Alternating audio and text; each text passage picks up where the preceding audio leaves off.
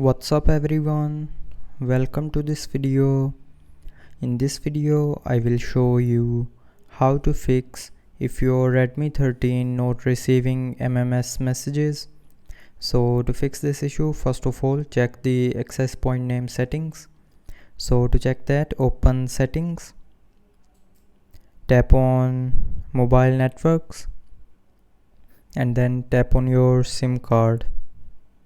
Now tap on access point names option and from here tap on MMS, and from here check all the MMS data. So if there is anything that you entered is incorrect, then correct the information, and after correcting the information of access point names you will start receiving the MMS messages. But if you're still facing the issue, then tap and hold on the messages app, then tap on this information icon and then tap on storage.